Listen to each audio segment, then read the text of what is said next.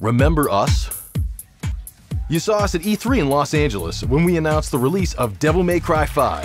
DMC is back! Then we did a deeper dive into what this game is all about at Gamescom in Germany. The Devil Breakers are the new system for Nero, and there's all kinds of different moves that you could do with the Devil Breakers that you couldn't do before in Devil May Cry 4.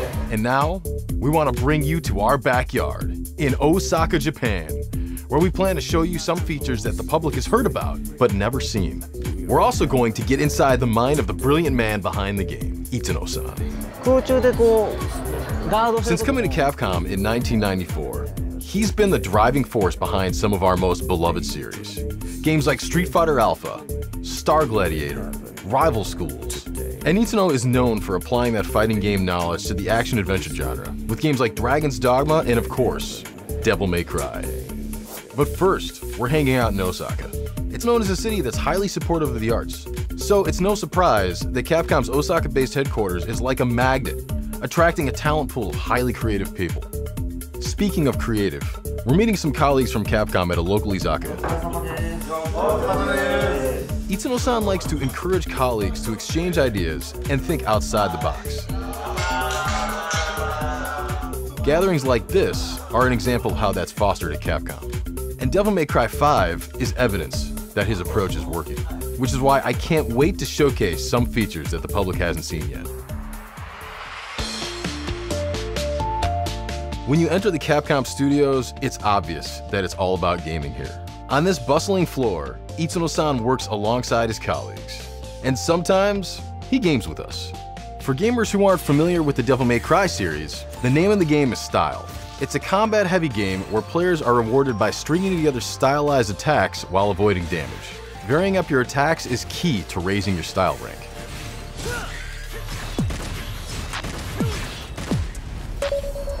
Itsuno-san, as we discussed Devil May Cry, Itsuno-san lets me know that his priority is to create action-adventure games that are tighter, more challenging, more hardcore. And that's exactly what Devil May Cry 5 is. Which is why his team created The Void, which is what we're here to showcase.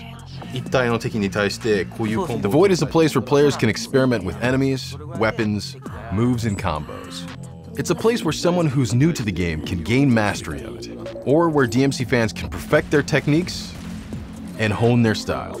Another cool thing about The Void is that it gives you options. Turn your enemy's damage off to practice combos for prolonged periods of time. With damage on, you can see how much damage different moves and combos inflict. It's all for the players. And of course, there are the Devil Breakers. Itsuno shows me the unlimited Devil Breakers option, allowing you to practice without losing your Devil Breaker. He also says there will be different Devil Breaker loadouts that you could preset, and then you'll be able to switch between them on the fly. And to top things off, there's a deluxe collection of Devil Breakers. First up, the Gerbera GP01.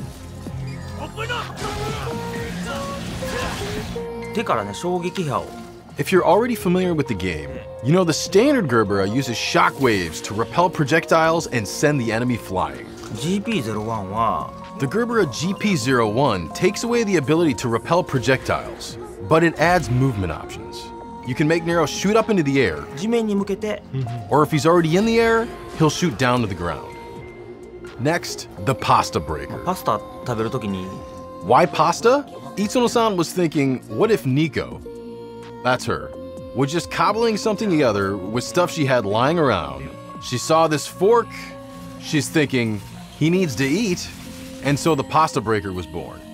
And even though it's not much of a fighting tool, this is the only Devil Breaker that allows you to cycle your remaining Devil Breakers. So it could be of help strategically. For the next one, Itsuno-san takes us out of the Void and into gameplay. Meet Sweet Surrender. It's the only Devil Breaker that has the ability to heal. You can see it healing while in battle. If you pull off a Break Age move, you can recover 3 bars of health instantaneously, while surrendering Sweet Surrender. And now, Itsuno-san takes us back to the Void for the Mega Buster. This Devil Breaker was inspired by Mega Man. Itsuno-san figured, if Nero can change his arms, It's almost a given that we should have Mega Man's arm in the game. ロックマンと Isuno-san shows us how Nero's poses and animations change when he has the Mega Buster equipped as a kind of nod to Mega Man. The way he jumps, the way he runs, even his evade turns into Mega Man's slide. This is one of the things I love about Japanese game developers is they put all this love into really fine details. So there you have it, the Void.